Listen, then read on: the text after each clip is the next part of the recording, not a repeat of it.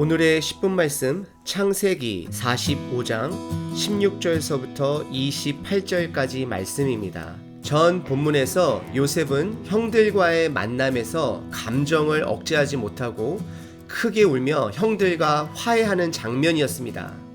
그리고 그의 울음이 얼마나 컸는지 오늘 본문에서는 그의 울음소리 또는 요셉의 울음 소식이 바로왕에게까지 전달이 되어 바로왕이 요셉이 형제들을 찾은 것에 대해 함께 기뻐하며 요셉 가족에게 선물을 주는 내용입니다. 오늘 본문을 중심으로 큰 그림을 한번 살펴보겠습니다. 첫 번째는요, 42장 2절에 아버지 야곱이 애굽에 가서 음식을 사와 죽지 않고 살도록 다녀오라고 했던 장면이 이제는 사는 것뿐만 아니라 넉넉함을 넘어선 넘치는 은혜로 대우를 받게 됩니다. 다 하나님의 은혜입니다. 그리고 두 번째, 바로왕이 요셉의 기쁨을 본인의 기쁨으로 여기는 것은 왕으로서 요셉에게 진 신세를 갚아야 왕의 체면이 세워지는 것인데, 이번 기회에 왕으로서의 자존심을 세울 수 있고 더 나아가 요셉의 가족들이 함께 산다면 요셉은 애굽에서 더 오래 살게 되고 더 많은 하나님의 축복을 기대했을 것입니다. 그리고 마지막 세 번째로 아버지 야곱과 증조 할아버지 아브라함이 애굽과 관련된 이야기를 두 사람을 비교해 보면, 아브라함은 하나님으로부터 나라를 이루기 위해 가나안으로 가라 명을 받았습니다.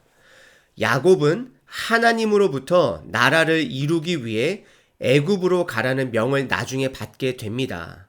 그리고 아브라함은 하나님의 지시 없이 애굽에 내려가 가족들을 위태롭게 했습니다. 야곱은 하나님의 지시로 애굽에 내려가 보호를 받습니다.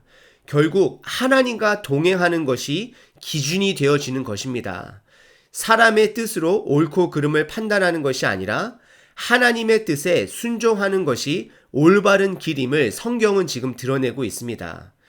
야곱의 가족은 가나안에서 여러 가지 우리가 알지 못하는 하나님의 섭리 때문에 잠시 애굽에서 살게 됩니다. 추측해 보면 야곱 가족은 아직 가나안 우상 문화에서 구별되어 살 수 있는 힘이 약하기 때문에 하나님께서 야곱의 가족들을 애굽으로 인도하시는 계획이라 보면 좋을 것 같습니다. 그리고 하나님은 야곱의 족속을 나라로 성장시키기 위해 애굽에서 그들을 준비하는 것입니다. 오늘 본문은 바로왕이 가족을 찾은 요셉과 함께 기뻐하며 선물을 주는 내용입니다. 하지만 오늘 본문은 숨은 그림 찾기처럼 숨은 뜻을 찾으셔야 합니다. 바로의 선물보다 그 뒤에 있는 뜻을 찾는 마음으로 여러분들의 눈은 성경 말씀에 성경책을 펼치시고요. 그리고 귀는 저와 함께 그 뜻을 찾아보도록 하겠습니다. 16절과 17절은 바로가 기뻐하며 요셉에게 명령을 합니다. 이 명령은 축복해주는 명령인데요.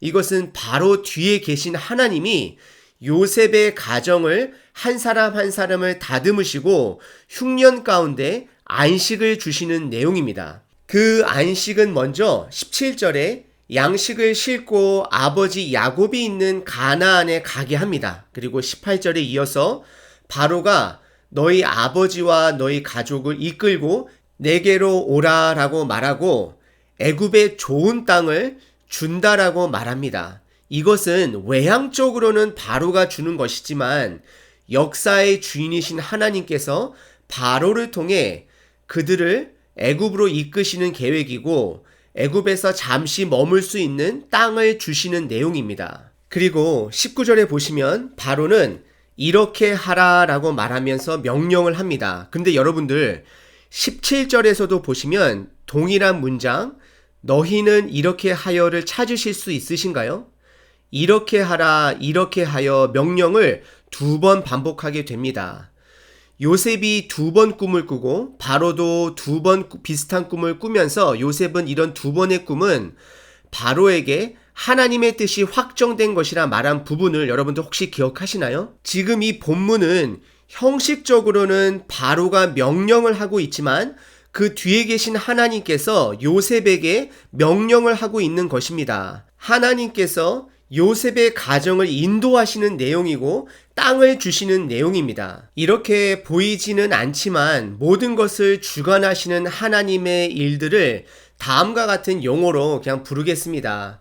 보이지 않는 주권적 은혜. 하나님은 보이지 않는 주권적 은혜를 통해 요셉의 가족을 인도하시고 있습니다. 그리고 이어서 19절 중반에 보시면 수레까지 제공하며 연약한 아내들 그리고 자식들과 아버지 야곱을 모시고 올 수 있도록 하나님의 주권적 은혜가 바로를 통해 베풀어지고 있는 장면입니다. 그리고 이어서 20절에 또 너희의 기구를 아끼지 말라라고 말하는데요. 여기서 기구는 앞전에서 땅과 음식을 제공하는 내용이었으면 여기서 말하는 기구는 원어로는 물건이라는 단어를 말하는데요.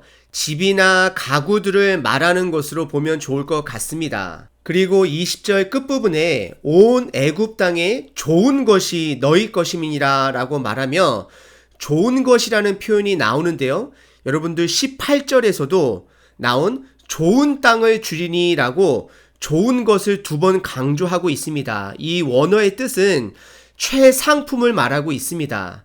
주권적 하나님의 은혜가 바로를 통해 요셉의 가족들에게 최고의 것으로 부어주고 있는 것을 지금 성경은 말하고 있는 것입니다. 그리고 21절서부터는 요셉이 형들에게 추가적으로 주는 선물의 내용이 나오고 있습니다. 21절을 보시면 이스라엘의 아들들이라 말하고 있는데요. 이것은 야곱의 또 다른 이름으로서 하나님의 주권적 은혜로 주신 이름 이스라엘로 사용하고 있습니다. 이것은 하나님께서 야곱의 가족들을 나라로 만들 계획을 암시하고 있는 내용입니다.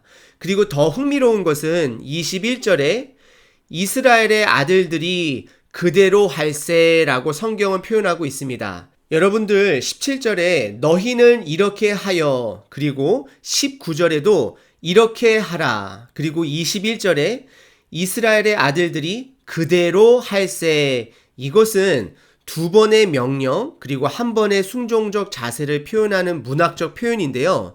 이것은 하나님의 백성들은 하나님의 명령에 순종해야 함을 문학적으로 지금 드러내고 있는 것입니다.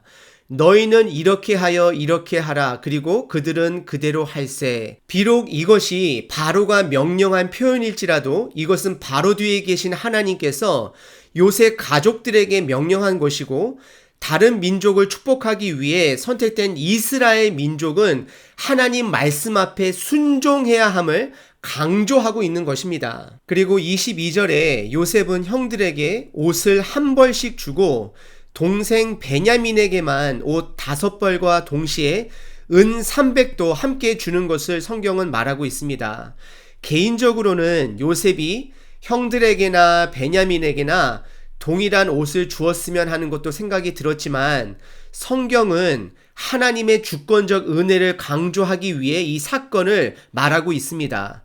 요셉은 총리로서 충분히 본인이 아끼는 동생 베냐민에게 옷 5벌과 은 300을 줄 수 있는 권한이 있습니다. 형들은 요셉을 은 20냥에 팔았다라면 요셉은 은잔 사건으로 형들을 축복하고 있다라는 것을 형들은 기억해야 합니다. 이것은 하나님께서 요셉에게만 준 꿈을 통해 이웃 나라들을 축복하고 야곱에 깨진 가족을 회복시키기 위한 하나님의 주권적 권한임을 우리는 인정해야 한다라는 것입니다. 이제는 이것을 더 이상 질투로 바라봐서는 안 된다라는 것입니다. 왜냐하면 형들은 이미 넉넉한 요셉으로부터 넘치는 용서함을 받은 자들입니다. 그래서 24절에 요셉은 형들에게 다음과 같이 당부합니다. 당신들은 길에서 다투지 말라. 이 말뜻은 아버지 야곱에게 가는 길에서 예전 요셉을 팔아먹었을 때에 그때의 기억을 다시 떠올리며 누가 더 잘못했네, 난 잘못이 없네, 그런 다툼을 더 이상 하지 말라는 뜻과 동시에 이제는 서로 시기 질투하지 말라라는 하나님의 마음이 문학적으로 담긴 뜻입니다. 그래서 26절에 형들은 이제 요셉의 용서함 덕분에 당당하게 죄책감 없이 아버지 앞에 부끄러움 없이 이렇게 다음과 같이 고백합니다. 요셉이 지금까지 살아있어 애굽 땅 총리가 되어 있다이다 라고 말합니다. 더불어 동생 요셉이 총리가 됨을 시기 질투한 것이 아니라 자랑함으로 말하는 형들의 모습을 보게 됩니다. 이것이 하늘나라 하나님이 선택하신 백성들의 모습이 되어야 하는 것입니다. 하나님께서 누군가를 선택하셨으면 그것은 하나님의 주권적 은혜의 뜻이 있기 때문입니다. 그것 때문에 시기 질투해서는 안 된다라는 것입니다. 신약에 넘어와서는 예수님께서 달란트 비유로 이것을 말씀하셨습니다. 그리고 더 나아가 요셉이 애굽의 총리가 되었다는 말에 아버지 야곱은 분명히 당황했을 것이고 믿기 어려웠을 것입니다. 그래서 26절에 아버지 야곱이 이 말을 듣고도 믿지 못하여 어리둥절했다는 표현이 나오면서 이어서 27절에 요셉이 부탁한 말을 형들은 전했다라고 합니다. 여기서 부탁한 말은 형들이 본인을 죽이려고 했고 노예로 팔려고 했다는 그런 이야기를 하는 것이 아니라 하나님의 주권적인 은혜로 본인이 총리가 되었다라는 이야기를 아버지께 말했을 것입니다. 그리고 요셉이 보낸 수레와 많은 선물들을 보고 그것들은 형들이, 그러니까 아들들이 능력으로 구할 수 없는 물건인 것을 확인하고 하나님의 주권적 은혜로 주신 선물이라 확신하며 27절 끝부분에 기운을 소생했다라고 말합니다. 하나님의 주권적 은혜를 깨달았을 때 우리는 소생할 수 있는 것입니다. 그러면서 28절에 야곱의 고백이 조카도다라고 고백합니다. 이 말 뜻은 만족하다라는 뜻입니다. 여러분들, 우리는 여기서 보이지 않는 하나님의 주권적 은혜가 야곱의 삶에 있었음을, 그리고 이어져 가고 있음을 확인할 수 있어야 합니다. 야곱은 어려서부터 장자권을 위해 싸웠던 자이고 또 라반 삼촌 집에서는 재산을 가지고 싸웠던 자였습니다. 하지만 이제는 요셉 하나로 만족한다라는 말을 하고 있습니다. 이것은 오늘 본문 시작부터 나왔던 수많은 선물보다 더 값진 것은 바로 관계 회복이라는 것을 깨달아가는 요셉의 삶의 장면입니다. 오늘 나눔을 간단하게 정리하자면 바로의 선물 뒤에 있는 하나님의 주권을 보셔야 합니다. 여러분들 삶 속에 불공평하게 느껴지는 수많은 상황 가운데서도 하나님의 주권을 인정하셔야 합니다. 시기 질투보다는 하나님의 뜻을 찾는 삶, 물건을 취하는 삶보다는 관계를 회복하는 삶, 과거 서로의 잘못을 비난하는 삶보다는 넘치는 용서함을 받은 것에 대한 감사한 삶, 그래서 야곱처럼 기운을 소생하는 삶을 사시는 하루 되시길 바랍니다.